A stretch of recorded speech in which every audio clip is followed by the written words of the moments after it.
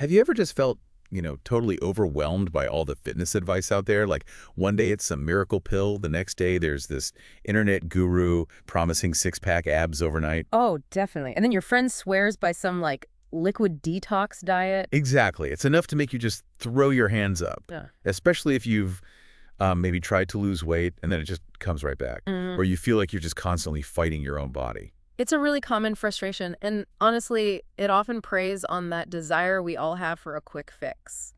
The noise, it can be deafening, really. Makes it hard to know what actually works long term. Absolutely. And that's exactly why today we're doing Deep Dive. We're looking at this incredibly insightful source from Jitendra Chouksey, GC, most people know him as, the mind behind Fittr. Right, Fit, which has, it's transformed over 200,000 lives around the world. Yeah. So our mission for you listening in is to really cut through all that noise. We want to debunk the common myths and give you the simple science-backed principles for lasting health. This isn't about some 5-day beach body fix. It's about becoming genuinely well-informed so you can make changes that actually stick. And what's really remarkable about Fit is how it started. Just a simple idea, helping friends get fit over WhatsApp. Wow. And it just grew from there into this, $100 million enterprise. Huge community now, over 104 countries, 2 million people.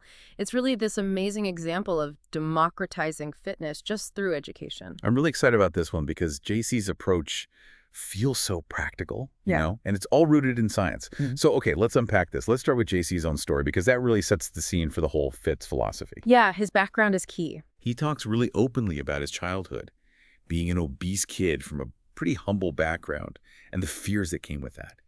And like so many of us, he fell for some truly terrible advice back then.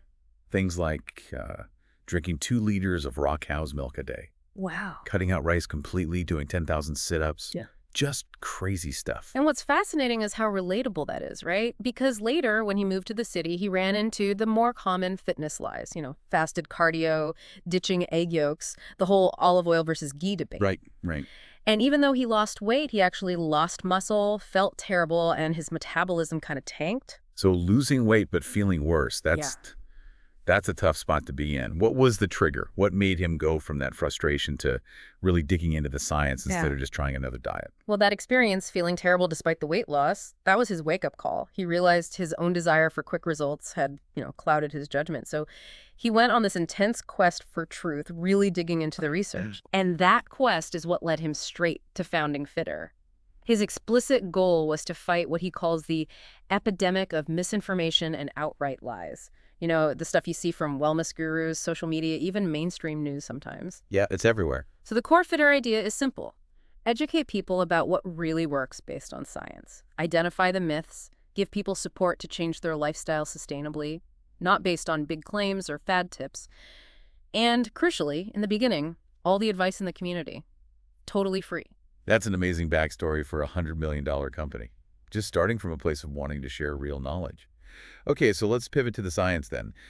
If we think about our body like a high-performance car. Yeah, that's a great analogy JC uses. Right. You wouldn't just junk your car if it broke down. You'd want to understand how the engine works to fix it. Our bodies are way more complex, and we only get one. Exactly. And that car needs the right fuel, which is our food or nutrition, and it runs on a sophisticated engine, our metabolism. Metabolism is like your body's own internal lab. It does 3 main things. Turns food into energy, uses food as building blocks for things like muscle repair, and gets rid of waste. So our metabolism's always running. Even when I'm just binge watching something on the sofa, it's still burning energy. Absolutely. Even completely at rest, your body needs energy for basic stuff, breathing, heart pumping, brain function, that baseline burn, that's your basal metabolic rate or BMR. And it actually accounts for 70% of your total energy use. 70%, wow. Yeah, significant. Then you've got the thermic effect of food, TEF. That's the energy used just to digest and process what you eat, about 10%. Okay. And finally, your total daily energy expenditure, TDEE. That's your BMR, plus the energy you use for all your physical activity, usually 20-25%, plus that TE. So TDE is your actual total energy burn for the whole day. Got it. And we measure all this in calories. Yeah. Right. Calories are just the unit of energy. So 1 gram of carbs gives you 4 calories. 1 gram of fat, that's 9 calories. And 1 gram of protein, also 4 calories. Okay, so boiling all that down, What's the key takeaway for us? It really comes down to one fundamental principle: energy balance. It's simple, really. If the calories you take in are less than the calories you burn out, you lose fat. Makes sense. If calories in are more than calories out, you gain weight. And if they're roughly equal, you maintain your weight. So if we look at the big picture, how people gain fat is just consistently eating more calories than they burn. That's essentially it, consistently. The solution, then, sounds incredibly simple. Either eat less or move more. Or, ideally, a bit of both. It does sound simple. So why? Why do you think so many people almost fight against this simple truth? Why are we drawn to those complicated, sometimes just absurd, quick fixes instead? Well, because the simple truth isn't always sexy, is it? It's not some secret detox tea or magic pill you saw online. And this leads us right into the absurdity of all those fitness myths, the stuff spread by influencers or even sometimes newspapers. Oh yeah, the myths. Some of them are just baffling. You almost want to ask, do you even science, buddy? Exactly. They're persistent, and honestly, they can be really damaging. Okay, let's bust some. What are some of the most, outrageous ones JC talks about in the source? All right, let's tackle them systematically. Myth number 1. Warm water with honey and lemon helps you lose weight. Ah, the classic morning ritual. Right. The fact is, water keeps you hydrated, essential for your organs, for everything. Water is life, yes, but it's not magic. It doesn't just melt fat cells away. So hydrate, absolutely, but Yeah. don't expect it to be some fat-burning potion. Okay, next. Myth number 2, eating rice at night makes you fat. Or just generally, white foods are bad. Heard that one a million times. Yeah. Totally wrong. It's not the food itself or the time you eat it, it's your overall calorie intake for the day. Rice makes you feel full, sure, but eating it at 8 p.m. versus 2 p.m. doesn't magically make it fattening. No single food, white or brown, determines your weight on its own. It's all about total calories. Gotcha. What else? Myth 3, protein damages your kidneys. This one scares people. Yeah, definitely. The reality, protein breakdown produces urea, which healthy kidneys filter out just fine. Problems only really happen if you have a pre-existing kidney condition or some rare absorption issue. For most healthy people, protein is absolutely critical, not harmful. Good to clarify. Keep them coming. Myth 4 is a big one. Carbs make you fat. Or fat makes you fat. Or really, any single food group makes you fat. The demonization game. Exactly. JC calls it a demonization lie. Often there's an ulterior motive, like selling a low-carb product or a low-fat one. Again, no single food group is the sole villain. It always comes back to overall calories and energy balance. So be skeptical if someone tells you to cut out an entire food group. Makes sense. What about those slightly weirder ones? Okay, myth 5. Festival food doesn't make you fat. Haha, if only. Right, like your body knows it's Diwali or Christmas and suspends the laws of thermodynamics. It's just wishful thinking, an excuse for gluttony. Calories are calories regardless of the calendar date or your festive mood. Okay, that's pretty funny. And the location one. Ah, yes, myth 6. Momos in Manipur won't make you fat, but the same momos in Mumbai will. Wait, what? Seriously? Seriously, it's truly bizarre. The calorie content of food doesn't change based on your GPS coordinates. Our bodies don't have, location-specific digestive enzymes. It's just nonsense. That's amazing. It almost makes you wonder if people think their stomach acid recalibrates when they cross state lines. What's the wildest food rule you've personally heard? Oh, gosh, there are so many. But maybe the most persistent and honestly damaging is myth number 7. Women should not lift weights. Ah, yes. The big one. Yeah, and it's not just based on a complete lack of understanding about hormones. Frankly, it's pretty misogynistic. And this myth actually leads us perfectly into our next section, talking about the real building blocks of health. Okay, good transition. So, shifting gears slightly. We've established our body is this high-performance machine, needs the right fuel, but unlike a car, our body's smarter, right? It can use different kinds of food for energy. Precisely. And the fuel sources it needs. They fall into 2 broad categories: macronutrients and micronutrients. Okay. Macronutrients are the ones you need in large amounts, think grams, even kilos over time. They provide energy, mostly. These are your carbohydrates, fats, and protein, also water and fiber, though they don't provide energy. And, alcohol technically fits here too, but obviously not recommended fuel. Right. And micronutrients. Micros are needed in tiny amounts, milligrams or micrograms. These are your vitamins and minerals. Think of them like the engine oil, the coolant, the grease in your car analogy. They don't provide the power, but they keep everything running smoothly, maintaining overall health. Got it. Okay, let's demystify these macros then, starting with the one that gets maybe the most fear and confusion around it. carbs. People are still so scared of sugar, of evil carbs. That fear is definitely widespread, but carbohydrates are actually critically important. They're the primary energy source for trillions of cells in your body.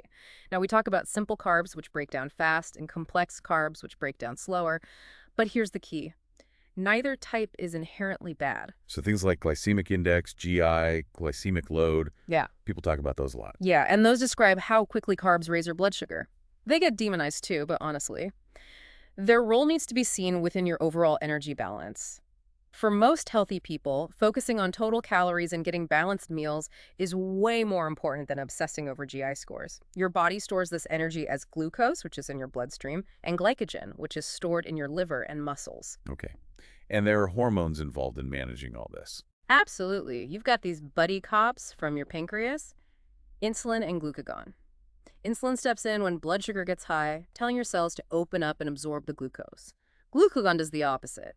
When blood sugar gets low, it signals your liver to release stored glycogen back as glucose. So what about that whole idea, the carbohydrate insulin model of obesity, the theory that eating high carbs automatically makes you store fat because of insulin? Yeah, that theory, it doesn't really hold up under scrutiny. Research is pretty clear.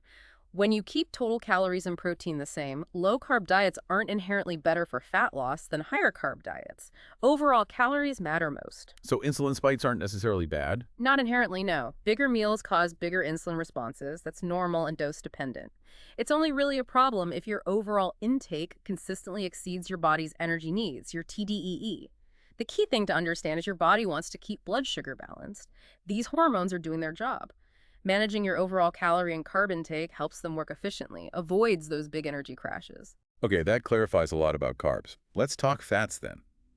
Man, the pendulum has swung hard on fats, hasn't it? First they were the enemy, now they're practically worshipped in some circles. It really has.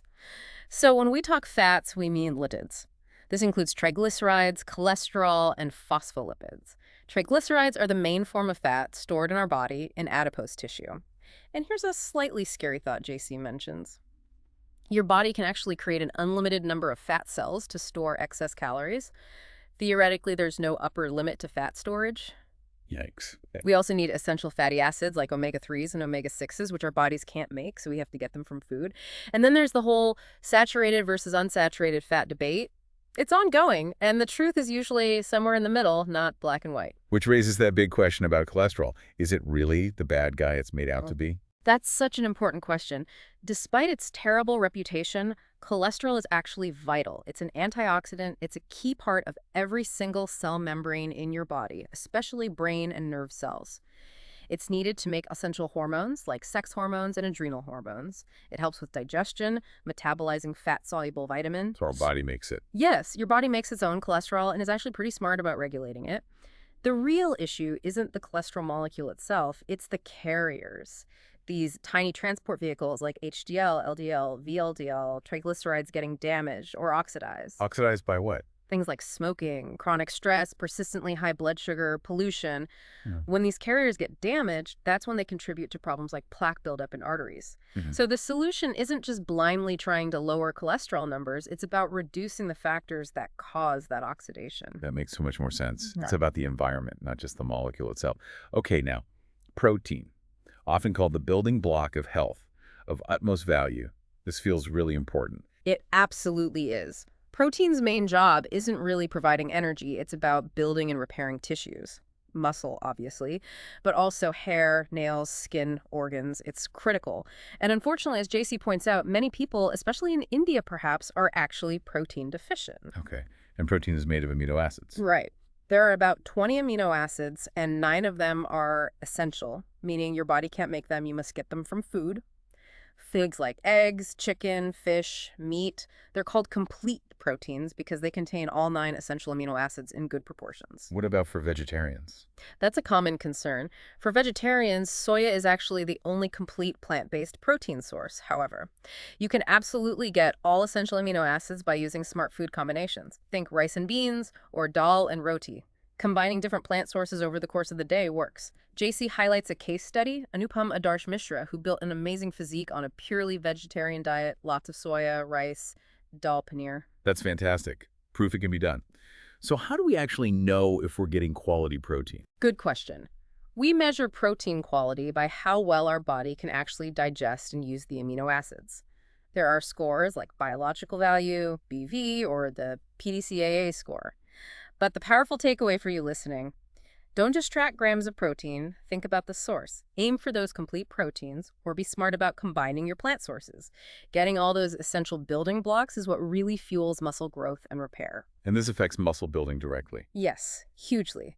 It influences the balance between muscle protein synthesis, MPS, it's building muscle, and proteolysis, which is muscle breakdown. You want MPS to be higher than breakdown to gain muscle. Getting enough quality protein helps boost MPS and reduce breakdown. So how much do we actually need? The recommendations seem all over the place. They do vary. The basic RDA is zero point 0.8 grams per kilogram of your body weight. But for active individuals, especially those strength training, you'll likely benefit from more. JC suggests starting there, zero point 0.8 to 1 gram per kilo, and maybe gradually increasing towards 1.6 to 1.8 grams per kilo. Some research even shows higher protein intake up to a point can boost your metabolic rate by maybe 18–20%. And what about that myth? You can only absorb 30 grams of protein per meal. Total myth. Your body can digest and absorb much more than that. What really matters is your total daily protein intake spread out reasonably throughout the day according to your preference. And for women and protein, we touched on the bulky myth, but just to reiterate. Absolutely critical to reiterate, women have muscles. Women need protein for repair and growth, just like men. Lifting weights and eating enough protein helps women build strength and achieve that svelte yet strong look, not become manly. It's also crucial for older people, both men and women, to fight off sarcopenia, that age-related muscle loss. Okay, we've covered the big three macros. But there's one more macronutrient, the most vital one, often overlooked: water. People drink such tiny amounts sometimes. It's incredible, isn't it? Our bodies are literally 60–70% water. It's fundamental for, well, everything. Organ function, blood volume, nutrient transport, temperature regulation. The guidelines suggest around 3.7 liters a day for men, 2.7 liters for women, or a simpler guide, about 1 liter for every 23 kilograms of body weight. Or just check your urine color. Pale yellow is good. And does it have to be plain water? Nope. All fluids count towards hydration: milk, juice, soup, even the water in fruits and veggies. The only exception is alcohol, which is dehydrating, not getting enough water. That impacts your kidneys, your joints, your metabolism slows down, digestion suffers, even your skin, hair, and nails are affected. What about those weird water myths, like don't stand up when you drink, or it dilutes stomach acid? Yeah, those are unfounded. Water goes down your esophagus whether you're standing, sitting, or doing a handstand. It doesn't affect your organs or knees. And your stomach acid is incredibly potent. Drinking water with meals won't dilute it enough to cause digestive issues. The stomach is designed to manage fluid intake. The main point: just drink enough water. It's fundamental. Okay. Next up, fiber. No calories, but super important, right? That's right, vital for gut health. 2 main types. Soluble fiber dissolves in water, forms a gel. It feeds good gut bacteria, helps you feel full, and produces beneficial short-chain fatty acids. Insoluble fiber doesn't dissolve. It adds bulk and helps things move along smoothly, aiding waste evacuation. Aim for around 25–30 grams a day from whole foods, fruits, veggies, legumes, whole grains. And beware of scams like high-fiber biscuits. They're often just processed junk with a bit of fiber added. The takeaway: fiber is huge for gut health and feeling full, which indirectly helps fitness goals. And quickly, those tiny but mighty micronutrients. Right, your vitamins and minerals. Vitamins are either fat-soluble, ADEK, or water-soluble. C and the B vitamins. Minerals are macro, like calcium, magnesium, or trace, like iron, zinc. They're essential for thousands of processes: growth, repair, immune function, hormone production. Best sources: a varied diet rich in fruits, vegetables, especially dark leafy greens, eggs, meat, dairy. A basic multivitamin can be like an insurance policy, just in case your diet isn't perfect, but always aim for food first. Variety is key. And lastly, before we move to practical application, a quick word on hormones. These chemical messengers seem to run the show. They really do coordinate so much. We already mentioned insulin and glucagon managing blood sugar. Insulin helps build muscle, but can also store fat if there's excess energy. Glucagon raises blood sugar. The key insight again: manage your overall intake to help these hormones maintain balance, preventing wild swings. Okay, what about others? Testosterone. Primarily the male sex hormone, but women produce it too, just in smaller amounts. It's crucial for muscle building, bone density, libido, and guess what JC calls the best testosterone booster in nature? Let me guess. Lifting weights. Lifting heavy weights, exactly. Then there's estrogen. the primary female hormone. And no, lifting weights won't make women's estrogen levels drop unnaturally. The myth about soya massively boosting estrogen in men, you'd need to eat like a kilogram of raw soybeans daily for months for any potential effect. It's negligible from normal consumption. Good to know. What about hunger and fullness hormones? Right. Leptin is like your body's fuel gauge. Produced by fat cells, it tells your brain about your energy stores. When you're in a long caloric deficit, leptin levels drop, which can slow metabolism and increase hunger. Ghrelin is the hunger hormone produced in the stomach. It signals your brain to eat. Levels rise during prolonged dieting. The lesson: extreme long-term dieting messes with these crucial signals. And cortisol, the stress hormone. Cortisol gets a bad rap, but it's actually neutral and necessary. It helps metabolize carbs, fats, and proteins. The problem is excessive chronic cortisol, usually from prolonged stress. That can lead to muscle breakdown. So managing stress isn't just good for your mind, it's good for your physique, too. Balance is key. Wow. Okay, that is an incredibly thorough breakdown of how our bodies actually work. The fuel, the engine, the messengers. Now, the big question: how do we use all this knowledge? Let's unpack the practical side. Quantified nutrition. You mentioned it's not about weird rules or cutting things out. Exactly. It's not about saying no pizza ever again. It's about finding the optimal quantities of foods you enjoy to meet your goals. And you said it's not actually that difficult. It really isn't once you get the hang of it. Think about a baker measuring flour precisely, or maybe your mom or grandmother just knowing how much dough for the right number of chapatis. It's taking that kind of intuitive knowledge and making it systematic, giving you the control with precision. So the first step is setting clear goals. Smart goals, right? Specific, measurable, achievable, realistic, time-bound. Like instead of, I want to lose weight, it's, I want to lose 10 kilograms of fat in the next 6 months. Exactly. And focusing on fat loss, not just weight loss, is crucial. The scale lies. It measures muscle, water, bone, everything. Use a measuring tape, track your waist, hips, arms, belly week over week. That tells a much better story. For weight, if you use a scale, weigh yourself daily in the morning after using the loo and take a weekly average. That smooths out the daily fluctuations. Okay, then we need our numbers, BMR and TDE. Right. BMR is your baseline burn at rest. TDE is your total burn, including activity. You can use formulas like Harris Benedict, but honestly, online calculators are the easiest starting point. Find your maintenance calories, the level where your weight is stable. Got the numbers. Yeah. Now, how do we adjust calories for goals? Fat loss, muscle gain. Okay, for fat loss, you need a calorie deficit. Eat below your TDE, but, and this is important, stay above your BMR.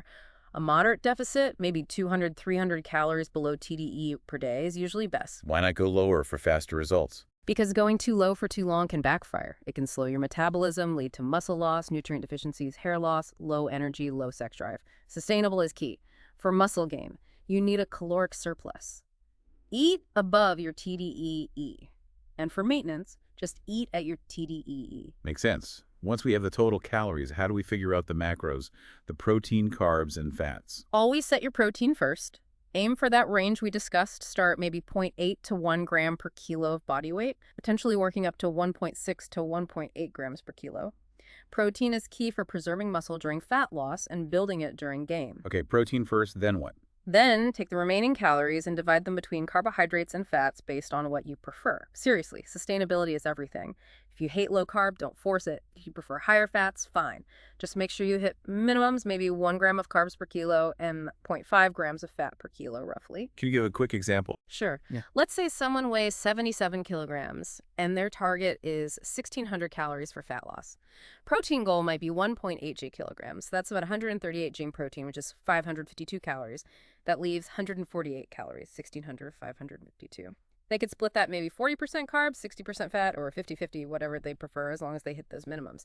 So maybe 131 g carbs, 524 calories, and 58 g fat, 522 calories total. 1,598 calories. Close enough. Okay, that makes it concrete. Yeah. Now you have your numbers. How do you actually choose foods and plan meals so you stick with it? Because adherence is everything. Absolutely. Rule 1, choose foods you genuinely like and can see yourself eating regularly. Paneer, soya, rajma, rice, potatoes, lentils, chicken, eggs, butter, ghee, olive oil, whatever fits your macros and you enjoy.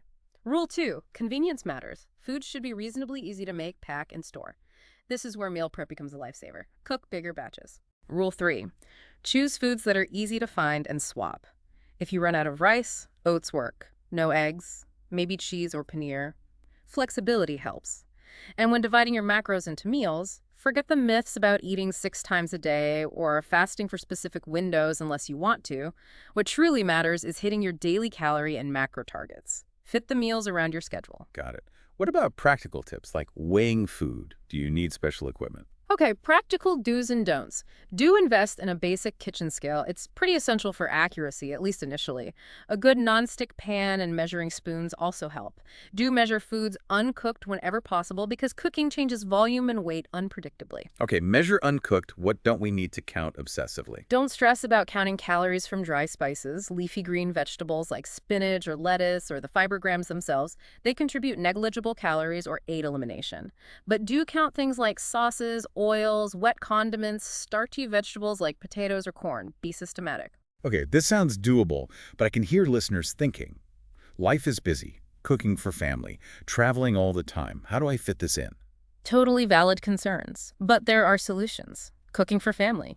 You can weigh your portion after cooking using consistent scoops or spoons, especially if you make the dish often, or weigh your uncooked ingredients before adding them to the main pot. The Fittr app actually has macros for many cooked Indian dishes to help estimate. What about time constraints? No time to cook daily. Meal prep. Cook for 3-4 days at once. Huge time saver. Frequent travel. Pack home-cooked meals if possible. Otherwise, look for packaged foods with clear nutrition labels. Protein bars, whey powder, boiled eggs, or portable options. When eating out, make smarter choices. Grilled chicken, plain rice, salads with dressing on the side. Use measuring cups or eyeball portions carefully. Social life. Parties, dinners out. Plan ahead. Maybe eat slightly less in the day or days leading up to a big event. At the event, stick to one serving. Ideally, serve yourself to control portions. It's okay to be the weird friend prioritizing your goals sometimes. What if someone truly doesn't have a weighing scale to start? Not ideal long-term for accuracy, but you can start with measuring cups and spoons. The trick is to calibrate them first with how much rice fits in your specific cup, how much oil in your spoon. Then use those consistently. And the vegetarian protein worry. We covered that smart food combinations work. Combining different dals, grains, legumes, plus sources like paneer, tofu, soya chunks. Many Fittr success stories are vegetarian or vegan. It's absolutely doable. Lastly, is quantified nutrition expensive? That's a myth. It's almost always cheaper than eating out frequently or ordering unhealthy takeaways. Plus, think of the long-term savings from fewer sick days and doctor visits when you're healthier. It's an investment. Okay, fantastic practical advice there. Now let's talk about the other crucial half of the equation. Abs are made in the kitchen is popular, but it's only part of the story, right? Exercise is non-negotiable for strength, looking good, feeling good, having a pain-free life. Precisely. Nutrition is vital, maybe 70–80% of the equation for fat loss, but exercise is absolutely key for building strength, improving body composition, actually looking fit, not just thin and maintaining function as we age. And there's just as much misinformation about exercise as there is about food, isn't there? Oh, absolutely. Things like weightlifting is only for bodybuilders, or women shouldn't lift heavy, or you must do cardio for fat loss. JC himself learned this the hard way. He lost a lot of muscle when he relied solely on cardio during one of his earlier weight loss attempts. So the benefits go way beyond just looking better. Far beyond. Exercise, particularly resistance training, builds strength and bone density. This is huge for preventing fractures and conditions like osteoporosis later in life. It's also critical for fighting sarcopenia, that gradual muscle loss that starts creeping in around age 40. Without intervention, you can lose up to 10% of your muscle mass per decade. Wow, so it's not just about adding years to your life. It's about adding life to your years. Exactly. Exercise also boosts your immune system, slashes your risk of chronic diseases like heart disease, type 2 diabetes, even some cancers. And the mental benefits. It's huge for brain health, memory, mood, releases dopamine, serotonin, feel-good chemicals. It helps you live actively, energetically well into your later years. Okay, sold on the why. Now the what. There are so many types of exercise routines out there. How do you choose the right one? JC mentions about 7 main types. Weightlifting or resistance training, powerlifting, focused on max strength and specific lifts, yoga, bodyweight exercises or calisthenics, HIIT, high-intensity interval training, functional training, mimicking real-life movements, and cardio or LIS, low-intensity steady state. Each has its place. But is there one that's generally best for overall fitness, strength, and Well, looking good. For those goals, yes. JC makes it clear resistance training, lifting weights, or using resistance really stands head and shoulders above the others. Okay, let's unpack that because as we mentioned, this is where those stubborn myths really surface, especially for women. It's so true. The myths are deeply ingrained. Myth number 1. Only bodybuilders, athletes, or models need to lift weights. Right, like it's some niche activity. Completely false. The benefits are universal. Lifting builds lean muscle, which boosts your metabolism. It promotes fat loss, partly through that EPOC effect, excess post-exercise oxygen consumption. The afterburn. Exactly. Your body keeps burning extra calories for hours after you finish lifting as it recovers. Plus, the strength gains are invaluable for everyday life. Okay, now the really persistent one. Women shouldn't lift weights. It makes them bulky. This one. It stems from a fundamental misunderstanding of hormones, specifically testosterone.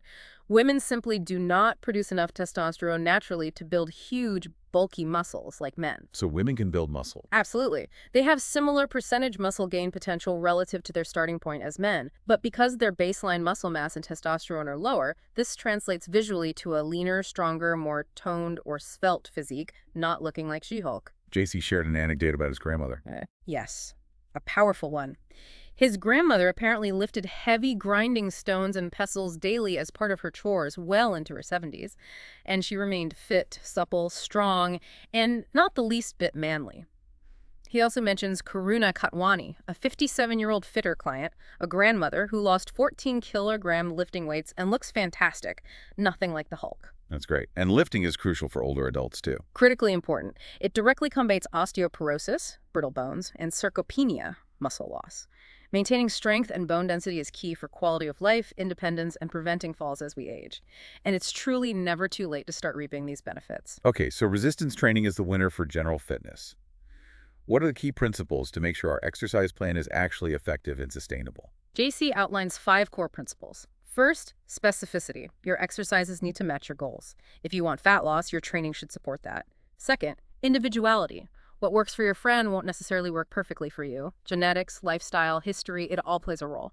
Find your plan. Makes sense. Third, progressive overload. This is vital. You have to continually challenge your body to adapt and improve. This means gradually increasing the demands, maybe lifting slightly heavier, doing more reps or sets, or increasing frequency. But do it progressively. Don't just suddenly double everything and burn out. Okay, gradual increase. Fourth, flexibility. Life happens. Sometimes you'll miss a workout. Your plan needs some wiggle room. Variety in exercises can also keep things interesting and prevent plateaus. Fifth, long-term goals. Fitness is a marathon, not a 100-meter dash.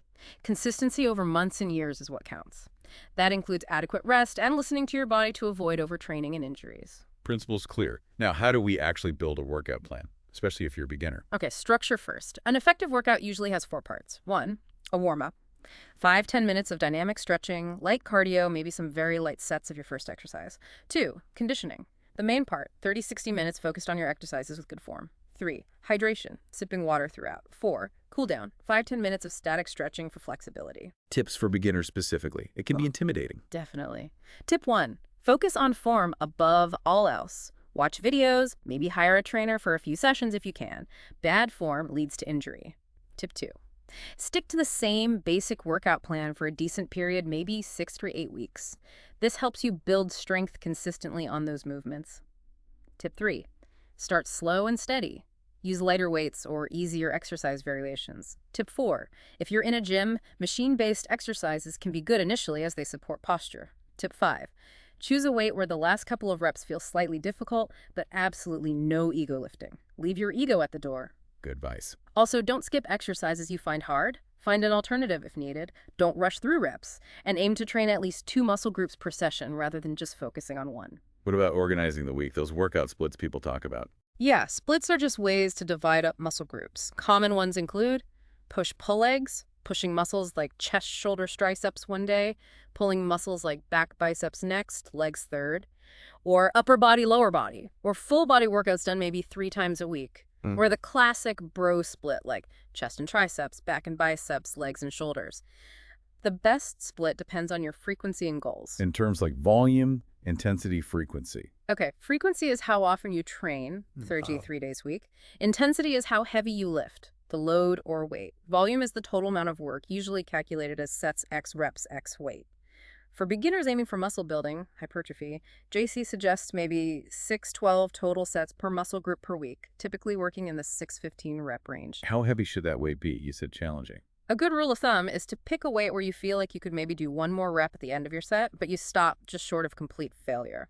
That ensures you're challenged but reduces injury risk. What about rest between sets and rest days?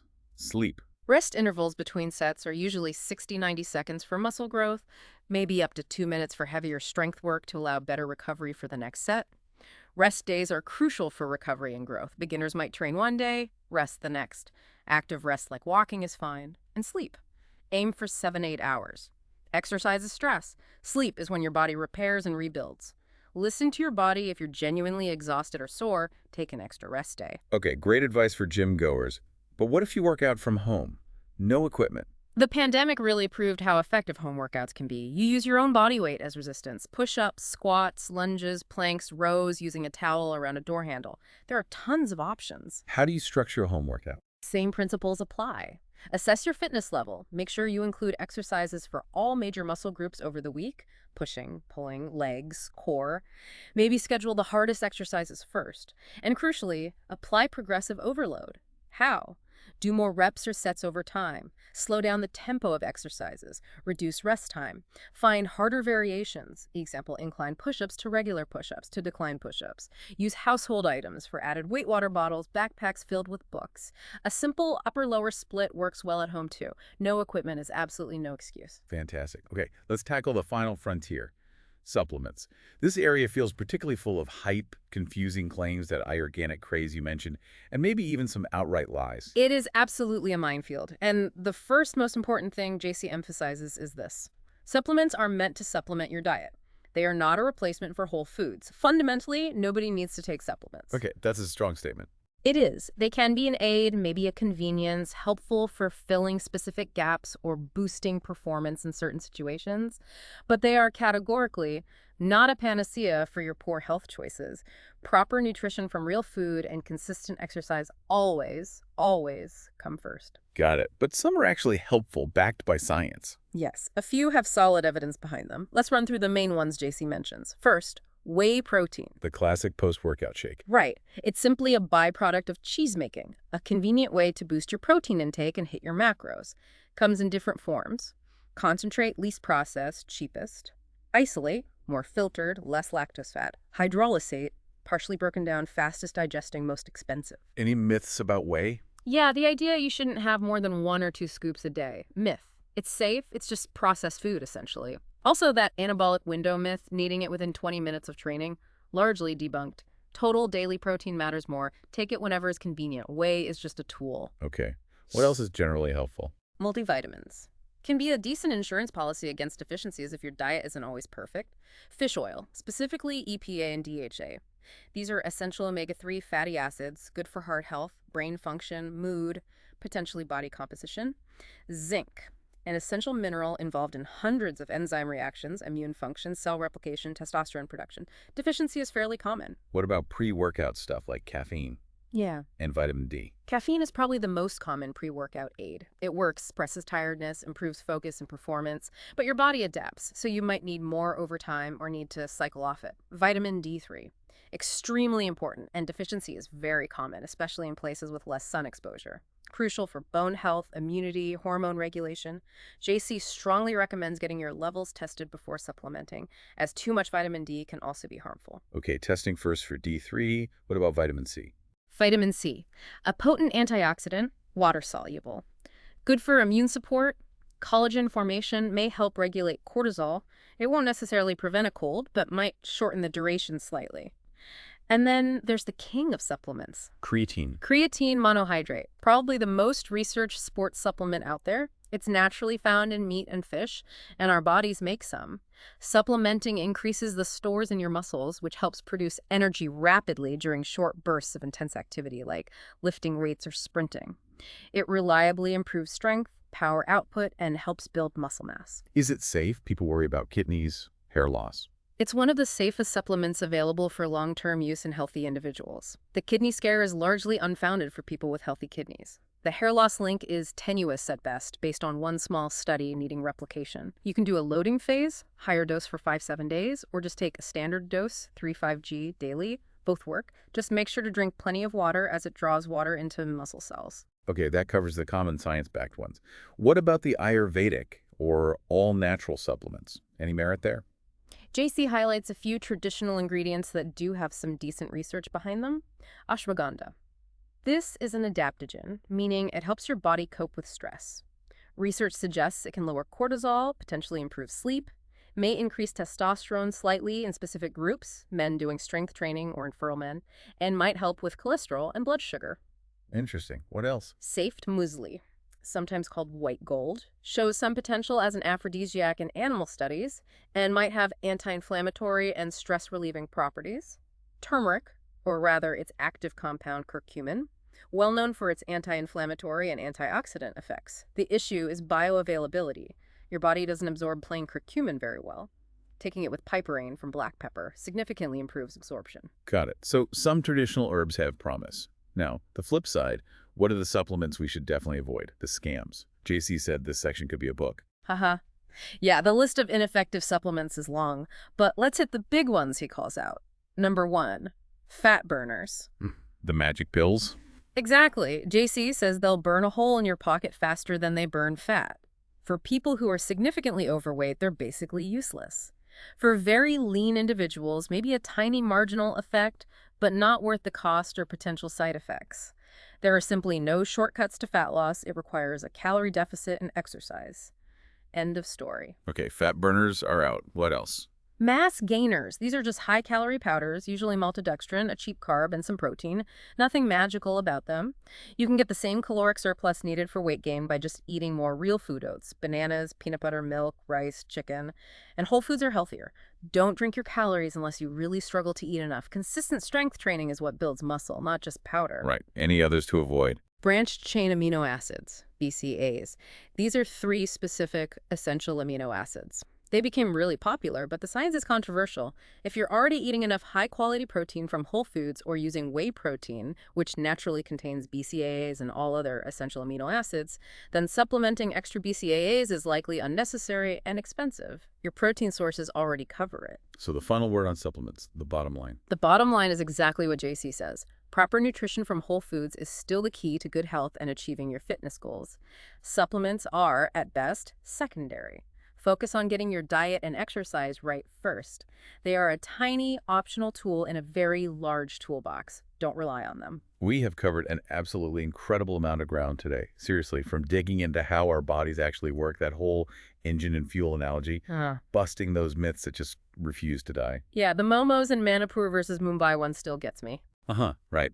Then crafting personalized plans for nutrition, figuring out the exercise piece, resistance training focus, home workouts, and finally navigating that confusing supplement world. What a deep dive. It really has been comprehensive and hopefully, for you listening, empowering. The key message now is trust the process. Fitness isn't a destination you just arrive at. It's an ongoing journey. And there will be bumps, right? Bad days. Absolutely. There will be days you feel tired, days you slip up on your diet, days you doubt yourself. That is perfectly normal. Don't beat yourself up. The key is consistency, not perfection. As JC puts it, take a day off and then come back stronger the next day. Remember that saying, Rome wasn't built in a day. But it was built every single day, brick by brick. Exactly. Small, consistent efforts compound over time. That's where the magic happens. And this deep dive, it's really just the beginning of that learning process, isn't it? Absolutely. We hope this gives you a solid foundation. But keep learning. Become your own expert. JC recommends great resources: Khan Academy for basic biology, examine.com for unbiased supplement research, PubMed for actual scientific studies, maybe Methylus, monthly applications in strength sport, for cutting-edge research summaries if you're really into it. Just be critical of sensationalist media headlines. They often prioritize clicks over accuracy. Great resources. And the final thought, maybe the most important one, you only get this one body. Just one. Take care of it like your life depends on it because, well, it does. The real transformation isn't just about learning this stuff. It's about consistently applying it, committing to being a lifelong learner, a critical thinker about your own health. So the question for you now is, are you ready to chart your own success journey and start living your best life? We really hope this deep dive helps you do just that. And hey, if you want to connect with JC directly, maybe share how your journey is going after listening to this, he actually shares his email, jcc@fittr.com. We'd love to think this conversation sparks some positive changes. Thanks so much for joining us on this deep dive.